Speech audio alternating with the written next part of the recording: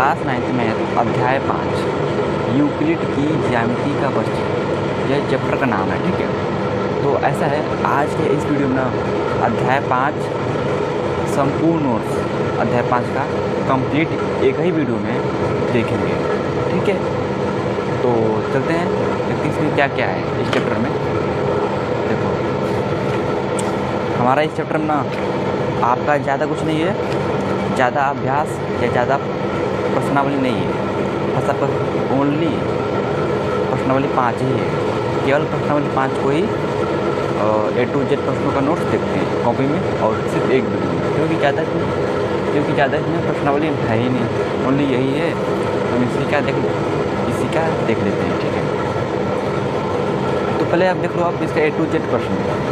और हाँ, आपके पास बुक नहीं है ना, बुक को साथ में लेकर के बैठिए, मतलब खरीद के। ठीक है, देखो क्वेश्चन नंबर 1 का 4 पार्ट है, एक ही क्वेश्चन में हम स्किप नहीं करेंगे। ठीक है, क्वेश्चन 2 है, ये 3 है, ये 4, देखो 4, 5, 6, 7। देखिए आगे और प्रश्न है या नहीं।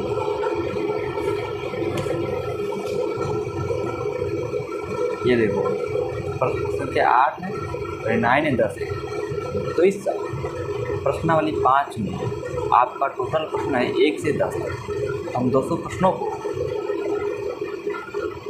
इसका नोट्स देखते हैं। ठीक है, कॉपी में देखो भाई, अध्याय 5 यूक्लिड की ज्यामिति का परिचय। ठीक है, और ये मात्रा जो है ये इधर का लगेगा, ठीक है, ना कि इधर का, ये गलत है। ठीक है, ये सही है। चलो, चैप्टर का नाम है ज्यामिति का परिचय, और प्रश्नावली 5 को उसका नोट्स देखने से पहले ना कुछ इस चैप्टर के बारे में जानना होगा। जैसे ज्यामिति क्या है। ठीक है, देखो ज्यामिति क्या है, तो ज्यामिति का अर्थ क्या है, भूमि का माप। ठीक है, जियो और मतलब भूमि होता है, प्लस मेट्रन मतलब मापन। ठीक है, ये इसका अर्थ होता है। आप बस देखते जाओ। ठीक है, चलो नंबर 2, ज्यामिति किसे कहते हैं? गणित की वह शाखा जिसके अंतर्गत बिंदु, रेखा तथा अन्य ठोस आकृतियों के गुणों तथा मापन का अध्ययन किया जाता है, उसे ज्यामिति कहते हैं। ठीक है, चलो आगे देखते हैं, ज्यामिति का जनक किसे कहा जाता है? तो यूक्लिड। ठीक है, आगे देखते हैं, और अभिग्रहित और अभिधारणा, तो ये क्या है? तो अभिग्रहित क्या है? ज्यामिति के अलावा सभी में कल्पना सदा सकते हैं। ठीक है, अभिधारणा क्या है? अभिधारणा आपका है केवल ज्यामिति में प्रयोग किया जाता है। ठीक है, केवल ज्यामिति में प्रयोग किया जाता है अभिधारणा, और ये ज्यामिति के अलावा सभी में। ठीक है, ये 2 पॉइंट आप याद रखेंगे, ये क्या है और ये क्या है। ठीक है, और ये कल्पना सदा सत्य है। प्रमेय क्या है? प्रमेय उसे कहते हैं, जैसे एग्जाम्पल, त्रिभुज के तीनों अंतःकोणों का योगफल 180 होता है, लेकिन कैसे होता है सिद्ध कीजिए, यही प्रमेय होता है। ठीक है, हमको सिद्ध करना होता है, वही तो हमारा प्रमेय होता है। ठीक है, आगे देखते हैं, यूक्लिड के अभिग्रही, फिर उसके बाद देखेंगे अभिधारणा। ठीक है, देखो नंबर 1, 2 जो एक ही वस्तु के बराबर हो, एक दूसरे के बराबर होते हैं। जैसे वस्तु एक ही आकार की हो, जैसे मार्कर, पेन आदि, क्या है, वस्तु एक ही प्रकार के हैं। ठीक है, बस आप देखते जाओ, क्योंकि ये वीडियो आपका है नोट्स। नंबर 2 पॉइंट, यूक्लिड के अभिग्रहित में, यदि बराबरों में बराबरों को जोड़ा जाए तो गुण भी बराबर होता है। जैसे यहाँ पे एक वस्तु आपका ये है और एक वस्तु आपका ये है, या कुछ पेंट किया गया है, पेंट से हमने कर दिया है। ये क्या है, दो वस्तु, ये क्या है, दोनों बराबर है ना ये, ठीक है। इसका ऐसा यूज है ना चैप्टर आगे देखते हैं सब। नंबर 3, यदि बराबरों को बराबरों में से घटाया जाए तो क्षेत्रफल भी बराबर होते हैं, ठीक है। देखो यहाँ पे एक वस्तु ये है और एक वस्तु ये है, यहाँ पे थोड़ा सा पेंट किया गया है, दो वस्तुएं हैं सेम सेम, ठीक है। बराबरों में से बराबर को घटाएंगे तो आप ऐसे बना लेना कॉपी में, ठीक है। इसका यूज जो भी है प्रश्न वाली बात में होगा। वे वस्तुएं जो परस्पर संपाती हो एक दूसरे के बराबर होते हैं। जैसे दो वस्तुएं हैं जो एक दूसरे को ढक लेती हैं तो एक दूसरे के बराबर होते हैं। जैसे मार्कर, पेन, ये क्या है, दो वस्तुएं हैं, ठीक है। एक वस्तु जैसे मान लीजिए पेन है, एक वस्तु आपको दिखेगी और नीचे वाला ढक जाएगी, तो यहाँ पे बोला गया, ठीक है। संपाती हो और एक दूसरे के बराबर होते हैं, मार्कर, पेन, ठीक है।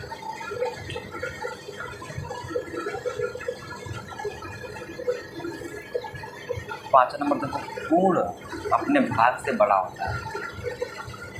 पूर्ण अपने भाग से बड़ा होता है, वस्तु है तो ये है ना पूर्ण, जिससे ये बाकी हो जाए क्या है, बराबर है, ठीक है। चलो आगे देखते हैं। नंबर 6 देखो, एक ही वस्तु के दुगने परस्पर बराबर होते हैं और एक वस्तु पर ये है और एक ही वस्तु के दुगने परस्पर बराबर होते हैं। एक वस्तु पर ये है और ये पर दुगने बराबर होते हैं, ठीक है। इसी का दो दुगने बराबर होते हैं, ठीक। चलो आप देखते जाओ जो भी यहाँ पॉइंट से। अब हाँ, हमने इसका वीडियो बना दिया पहले से, जिससे हम आपको यहाँ सब डिटेल में हम आपको समझा रहे हैं दुगने बराबर क्यों होते हैं, ये सब जो भी है, ठीक है। हम तो बस आपको लिए लाए हैं नोट्स, इसका नोट्स क्या है। नंबर 7 पॉइंट देखो, एक ही वस्तु के आधे परस्पर बराबर होते हैं। इसका आप आंसर हो जाएगा, इसमें मार्कर है तो उसको आधे भाग से तोड़ दिया जाए तो आपस में बराबर होते हैं। मार्कर मतलब पेन है, बीच से तोड़ दिया जाए क्या होगा, आपस में बराबर ही होंगे, ठीक है। यही है सब यूक्लिड की अभिग्रहित। अब देखते हैं हम यूक्लिड की अभिधारणाएं, ठीक है। हमने ये देख लिया, अब हम देखेंगे ये अभिधारणा। नंबर 1 पॉइंट, एक बिंदु से अन्य बिंदु तक एक सीधी रेखा खींची जा सकती है, ठीक है। हाँ, और यहाँ देखो, यहाँ हमारा 1 पॉइंट यहाँ पे एक बिंदु से अन्य बिंदु तक सीधी रेखा खींची जा सकती है। मान लीजिए एक ए बिंदु ये है, बी बिंदु ये है, तो हम चाहे यहाँ पर हो चाहे यहाँ पर हो, हमें जो भी रेखा होगा ना सीधा ही होगा। एक बिंदु यहाँ और एक बिंदु यहाँ है, जो भी रेखा होगा सीधा ही होगा, ठीक है। नंबर 2 पॉइंट देखो, एक शांत रेखा को गलत है, ठीक है। एक शांत रेखा को अनिश्चित रूप से बढ़ाया जा सकता है। मान लो रेखा हमारा है शांत, ठीक है, और इसका हम दोनों तरफ क्या करेंगे, बढ़ा सकते हैं। तीर है ना, तीर का मतलब ही होता है आगे बढ़ाना, ठीक है। हाँ, और हमारा रेखाखंड क्या होता है, रेखाखंड या तीर का निशान नहीं होगा, यहाँ केवल बूंदी होगा यहाँ पे और यहाँ पे, और रेखाखंड को आगे हम नहीं बढ़ा सकते, ठीक है, और रेखा को हम आगे बढ़ा सकते हैं। चलो, और हाँ, जब हम ये बढ़ाए हो ना तो हो जाएगा रेखा, ठीक है। और रेखाखंड हमारा यही होता है जो हम आगे नहीं बढ़ा सकते, वो होता है हमारा रेखाखंड, ठीक है। और यहाँ पर जो है ना ये तीर का निशान आप मत लगाना, ठीक है। तभी वो कहलाएगी रेखा। शांत रेखा को ही रेखाखंड कहा जाता है, कोई निश्चित नहीं है कि इतना ही बढ़ाया जा सकता है। एक साथ रेखा को अनिश्चित रूप से बढ़ाया जा सकता है। ठीक है, जब कटा उठा है नहीं करना है। ठीक है। नंबर 3.2, किसी को केंद्र मानकर और किसी त्रिज्या से एक वृत्त खींचा जा सकता है।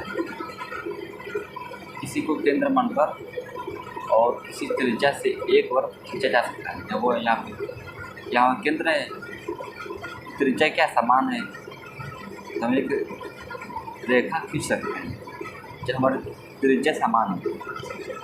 ठीक है। चलो नंबर 4 देखो, सभी समकोण एक दूसरे के बराबर होते हैं। ठीक है ना, एक दूसरे के बराबर होते हैं। चाहे जितना 90 डिग्री का समकोण बना लें वे सभी बराबर होंगे। हाँ, ये बात सही है। देखो, चाहे हमारा ये बड़ा हो चाहे छोटा हो, चाहे बड़ा हो चाहे छोटा हो, चाहे कितना भी छोटा बड़ा क्यों ना हो, क्या होंगे 90 डिग्री का समकोण बना ले वे सभी बराबर होंगे। नंबर 5, यदि एक सीधी रेखा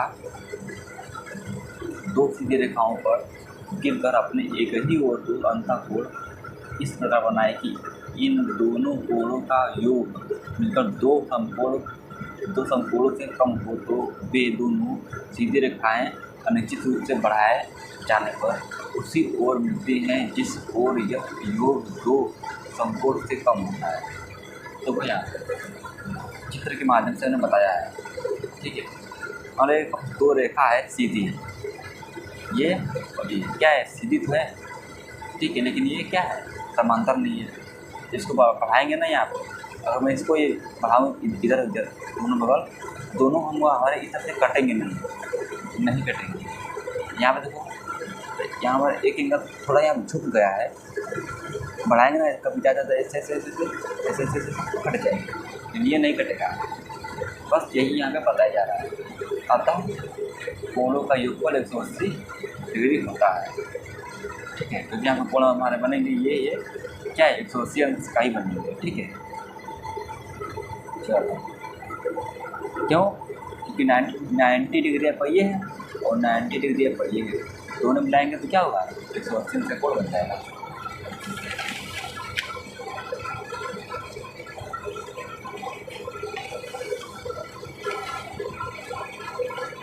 देखो भाई, अभिग्रहित और अभिधारणाएं, ठीक है ना, दोनों पॉइंट हमने देखे डिटेल में क्या होता है। अब हम देखते हैं भाई कुछ पॉइंट, कुछ और चीज़ें याद रखनी होती है। ठीक है। देखो, एक बिंदु मतलब पॉइंट वह है जिसका कोई भाग नहीं होता है। ठीक है, वही होता है हमारा क्या, बिंदु होता है। इसका कोई तो भाग है ही नहीं, ये क्या है, इसे बोलते हैं बिंदु। वृत्तों को अनेक भागों में बांट सकते हैं। एक ये वृत्त है, इसको हम अनेक भागों में क्या करते हैं, बांट सकते हैं। ठीक है, सिंपल सा आप देख सकते हो। ठीक है, बस यही चीज़ें हैं, कुछ आपको याद करना है। ठीक है। चलो नंबर 2 देखो, एक रेखा से बोलते हैं लाइन की लंबाई होती है परंतु चौड़ाई की नहीं। इसकी लंबाई होती है लेकिन इसकी चौड़ाई नहीं है। जब रेखा एक रेखा के सीधे बिंदु होते हैं, एक सीधी रेखा ऐसी रेखा है जो स्वयं पर बिंदुओं के साथ सपाट रूप से स्थित होती है। ठीक है, इसके कुछ पॉइंट्स है, आप लिख लेना इस रेखा के बारे में। नंबर 3, पृष्ठ क्या है, स्वेदन सरफेस या धरातल वह है जिसकी केवल लंबाई और चौड़ाई होती है। ये क्या है, चौड़ाई है, ये क्या है, लंबाई है। पर लंबाई है पर चौड़ाई है। ठीक है, इसे बोलते हैं फील्ड। ठीक है, मतलब क्षेत्रफल। नंबर 4, तल। तल क्या है, किसी वस्तु के ऊपरी पृष्ठ को ही तल कहते हैं। ठीक है ना, यहाँ पे देखो ये पानी है हमारा, पानी मान लो एक गिलास में पानी भरा हुआ है, तो ऊपर का जो पानी भरा हुआ है, ऊपर क्या होता है, देखो यहाँ पे मान लो पानी है तो भरा हुआ है, क्या है, ऊपर ही हमारा यही तल है, मतलब ये पानी है ना, ये तो हमारा तल है, गिलास, ये गिलास का एक चित्र है। ठीक है, और ये पानी भरा हुआ है। तो बस भाई यही कुछ पॉइंट से आपको याद करना होगा। अब हम देखते हैं अपना प्रश्न नंबर 5। ठीक है, आप 4 ही पॉइंट से याद रखो, बचना बहुत है। ठीक है, अब चाहते हो और कुछ भी याद रख सकते हो।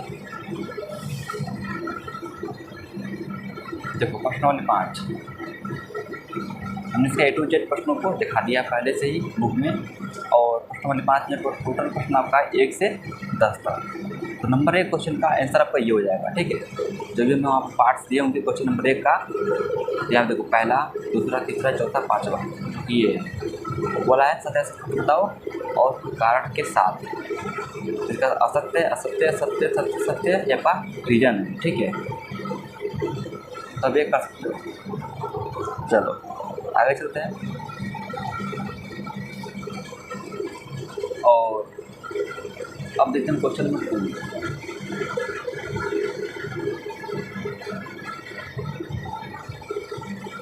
क्वेश्चन नंबर 2 जो क्या है, निम्न में 2 का पहला, निम्न में पदों में से प्रत्येक की परिभाषा दीजिए।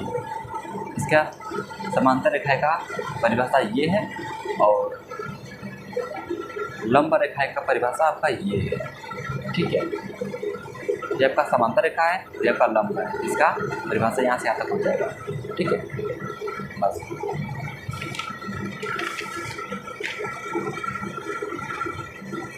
अब देखो रेखाखंड, इनका देना है परिभाषा, इसका यहाँ से यहाँ तक हो जाएगा परिभाषा, क्योंकि रेखा ये होता है जो दोनों तरफ हम आगे बढ़ा सकते हैं।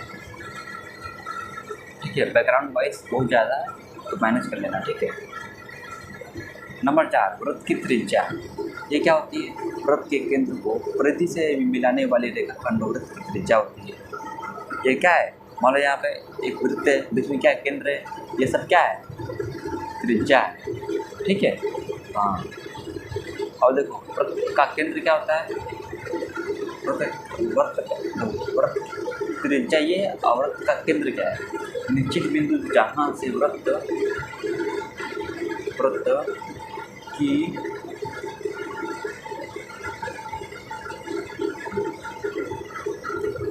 भाषा कौन है भाई इसका,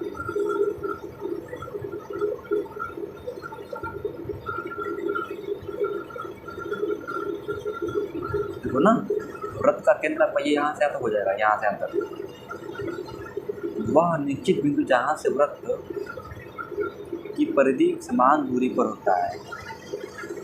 क्या है, वृत्त है, ये बिंदु आपका है, ये आपका केंद्र है, यही तो होता है समान दूरी पर। ठीक है, यही है। चलो, परिधि क्या होता है, वृत्त की लंबाई, देखो खिचपिच हो चुका है, खिचपिच खिचड़ी हो चुका है, लेकिन सही है। ठीक है, आप अपन कभी में अच्छे से लिखना है। परिधि क्या है, वृत्त की लंबाई को परिधि कहते हैं। वृत्त की लंबाई क्या है, इसका वृत्त की लंबाई ये यहाँ से यहाँ तक, ये क्या है, यही आपका होती है परिधि। ठीक है, वर्ग क्या है, वर्ग ऐसा चतुर्भुज, देखो इसका परिभाषा आपका यहाँ से यहाँ तक, यहाँ से इसका आपका यहाँ से यहाँ तक, ऐसा चतुर्भुज जिसमें सभी भुजाएं बराबर बराबर और प्रत्येक कोण 90 डिग्री हो तो उसे वर्ग करते हैं। सभी क्या है, 90 डिग्री हैं, इसे बोलते हैं वर्ग। कोण क्या है, 2 किरणों के बीच के झुकाव को कोण करते हैं। हाँ, जबकि क्या है, किरण है, आज जो बीच में जो जहाँ झुकाव है इस तरह से, क्या है ये तो बीच का कोण है। ठीक है, नंबर 3 पॉइंट देखो, पॉइंट है क्वेश्चन नंबर 3। ठीक है, अभी धारणाओं पर विचार करो। इसका पहला का ये हो जाएगा, सेकंड का ये हो जाएगा, और इसका ये हल हो जाएगा यहाँ से यहाँ तक, और इसका आगे भी है, ये बीच में कटा उठा है, इसको नहीं करना है, यहाँ से यहाँ तक और आगे भी इसका है आगे। ठीक है, उसका दोस्तों ये यहाँ तक है क्वेश्चन नंबर 3 का, कुछ पॉइंट से जो आपको करना होगा। ठीक है, क्वेश्चन नंबर 4 देखो, सिद्ध करो, इसको आपको सिद्ध करना है, और जो भी कोई क्वेश्चन है ना बुक से आपको देखना है। इसका हल आपको हो जाएगा यहाँ से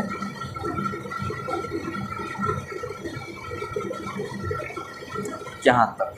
ठीक है, और ये आपको क्या है, ये आपको दोस्तों है रफ्तार इसे आपको नहीं करना है, ठीक है। यहाँ से यहाँ तक कर लेंगे और ये भी आपको करना है, ठीक है। चलिए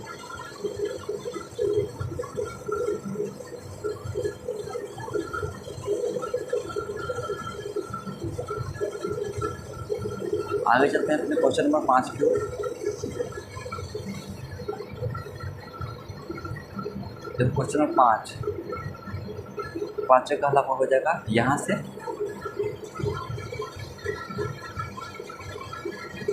यहाँ तक, और यह प्रोसेस हो जाएगा फर्स्ट मेथड। क्वेश्चन 5 को दो तरीके हैं, दो, ठीक है। एक तरीका आपका ये है, ये किया यहाँ से, तो क्वेश्चन 5 का हल आगे भी, ठीक है। यहाँ से तक छापना है, यहाँ तक देखो, उसके बाद से यहाँ तक। अब फर्स्ट मेथड है। क्वेश्चन नंबर 5 का हल आपका यहाँ तक हो जाएगा, ये आपका है दोस्तों फर्स्ट मेथड। अब देखिए सेकेंड मेथड क्या है क्वेश्चन 5 का, क्वेश्चन सेम ही है, ठीक है। इसका हो जाएगा यहाँ से यहाँ तक इसका हल हो जाएगा, ठीक है। या कटा उटा इसको नहीं करना है, यहाँ तक इसका हल हो जाएगा क्वेश्चन 5 का, ठीक है। सेकेंड मेथड क्वेश्चन 6 देखो, इसका हल आपका हो जाएगा, ठीक है। यहाँ से आपका क्वेश्चन है, ठीक है, यहाँ तक आपका इसका हल हो जाएगा। बहुत छोटा सा है, यहाँ से आता है। क्वेश्चन 7 देखो, 7 का हल आपका यहाँ से यहाँ तक हो जाएगा। कुछ पॉइंट आपको लिखना है, ठीक है, यहाँ तक आपका इसका हल हो जाएगा, ठीक, सही है। क्वेश्चन 8 देखो, क्वेश्चन नंबर 8 का हल, क्वेश्चन नंबर 8 है ये, इसका हल आपका यहाँ से यहाँ तक, यहाँ से हो जाएगा, यहाँ से यहाँ तक। क्या है, प्रूफ हो जाए, गलत है।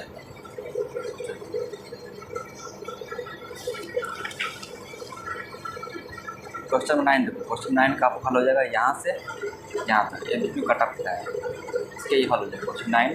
अब क्वेश्चन जो भी है बुक से आपको देखना है, किताब से। क्वेश्चन नंबर 10 देखो, इसका आपका हल हो जाएगा। हल देखो, जहाँ पे आगे हमने बढ़ाया हुआ है, ऐसे आपको बनाना है चित्र, यूक्लिड की अभिधारणा है, ठीक है। तो भी ये सब सही है, ठीक है। जब कहा है चित्र न बनाए तो भी सही है, ये तो समझने के लिए बनाया है, ठीक है। जो भी ये सब है समझने के लिए बनाया है, आप ना बनाए तो भी सही है, ठीक है। तो ये यहाँ तक हो जाएगा इसका। और इसका क्या है,